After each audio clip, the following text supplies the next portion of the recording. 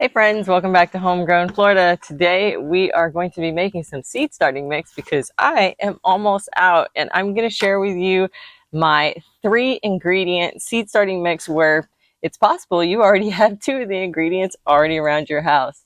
So let's get into it.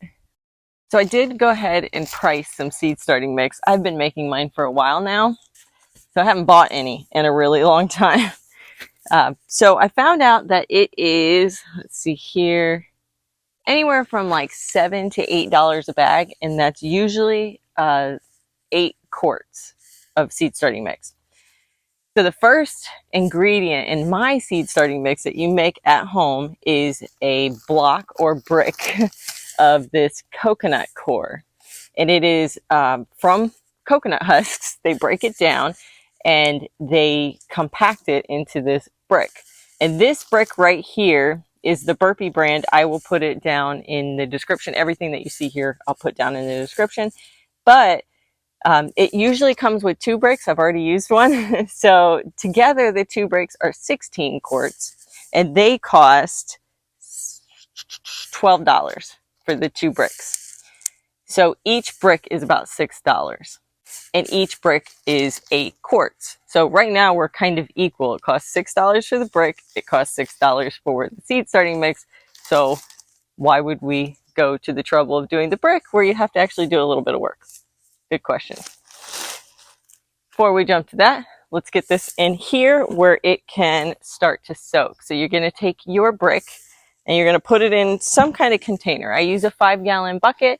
You can also use like a tub, whatever will hold water and a good amount of seed starting mix. Then we're going to add water to it. And you're only going to fill it, I usually fill it to about the point when the seed, the brick, the coconut core starts to float. And that's when I stop adding water. I'm sure the instructions say an exact amount of water to add. Let's see. Okay, yes, it says to add 4.5 quarts of warm water to each brick. So while that water is being added, I want to talk about why I go this route rather than just buy my seed starting mix. Well, cost is one thing. Right now, they're equal in price, but here's where the big difference is going to be. I'm going to be adding a few things to this, which will cause it to basically double in size. So instead of the 8 quarts that will be produced from this brick, I'm going to be adding things to it that's going to bring it up to just about 16 quarts. So I'm getting twice as much. So now I'm down to $3 each. That's half as much as it costs to get the seed starting mix for the same quantity. The other reason I like to make my own seed starting mix is, weirdly, it's convenience, which doesn't make much sense since you have to make your own seed starting mix. But it's really convenience. I almost never know when I'm running out of seed starting mix. I am a planner. I'm an organizer. I keep track of these things, but for some reason I go through seed starting mix in a way that I can't seem to keep track of. So having a brick always sitting in my shed, I can make seed starting mix whenever I want. I don't have to go to the store to get it if I'm running out. So I guess for me, that is convenience. Now, some could see it as inconvenience because I have to actually make it. Oh, that's enough water. I overfilled it a little.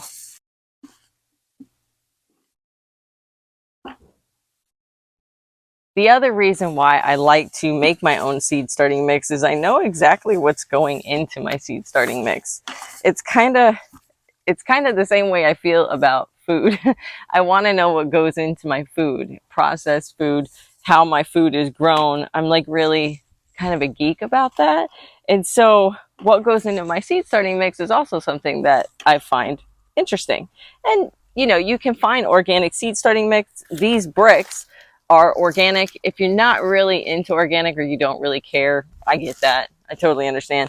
You can actually find these bricks for even cheaper than the $6 a brick, because if you get the non-organic kind, they sell them in higher quantity bulks.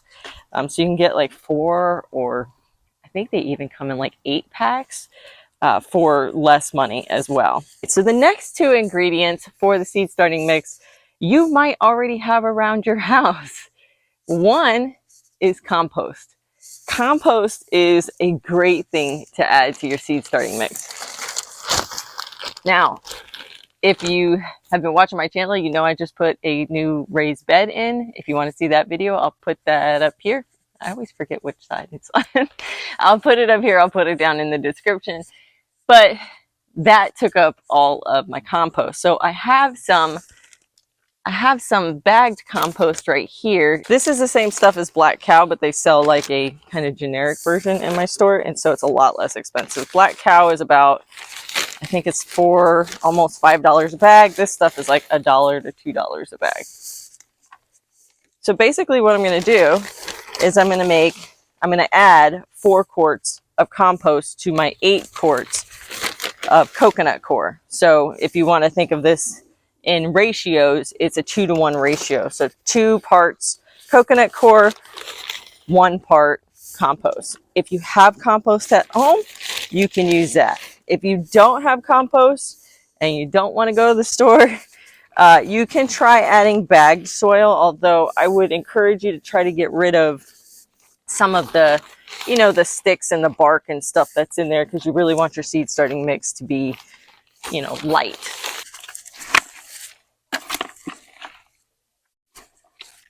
You'll notice I do this a lot by just sight, because it doesn't have to be perfect. I mean, just get close.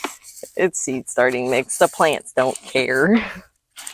Hey guys, if you're enjoying this video, I would strongly encourage you to head down and hit that like button for me, because that really tells me the types of videos that you guys are interested in. The more likes I get, or the more dislikes I get, kind of tell me what you guys want to watch. The last ingredient in our seed starting mix is something for drainage. So this is perlite, and I just had an extra bag laying around that I've been needing to get rid of, so now I'm finally going to be able to get rid of it all. But if you don't have perlite available, especially if you live in Florida, you can use sand. Okay, so you can go out in your yard and maybe a flower bed that doesn't have a plants in it or something like that, and dig down a little bit. You will hit sand every single time.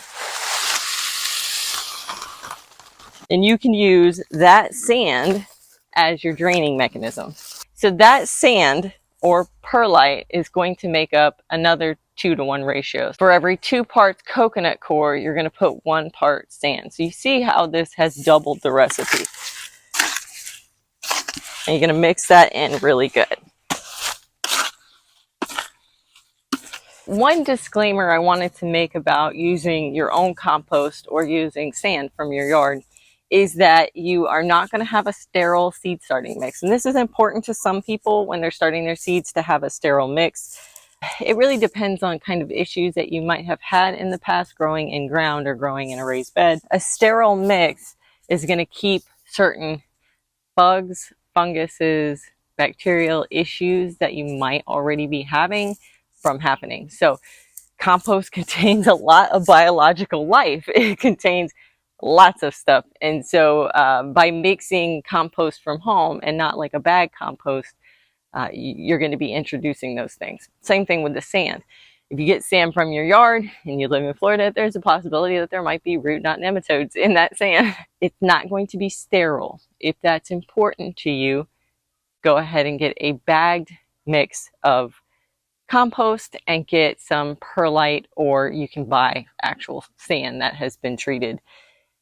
I personally, it doesn't matter to me. I've never had a root knot nematode issue in my area. Now this one is sterile because I'm using up some perlite and I have some bagged compost, and that's not by design. That was just because, like I said, I used all my compost in my bed and I had some perlite that I just had because I thought it would be cool to buy it, and I got it, and then I've been using it up in my seed starting mix. So we got it all mixed in there, and I'm going to put it in trays so I can show you exactly what that looks like. So we have some of our brand new seed starting mix here that we're just going to dump into our trays. Now this stuff is very wet because I over wet it, but that's okay. If I leave it in here, it will dry out over time. But you kind of want your seed starting mix to be wet like this when you're first putting seeds down, because you don't have to water it very much. My seed starting mix, I end up not having to water it for something like 5 days. It's actually pretty shocking. It stays pretty wet once once you first create it. And there you have it. We have our trays all filled. We have plenty more to probably do, at least probably 10 of these trays right here. And so we'll have seed starting mix for the entire start of the spring season. I plant a lot of seeds, so I usually go through 2 of these every season. Depending on how many seeds you have will depend on how many you go through, but this usually creates me at least 5 trays worth. Thanks so much for watching. We'll see you next time.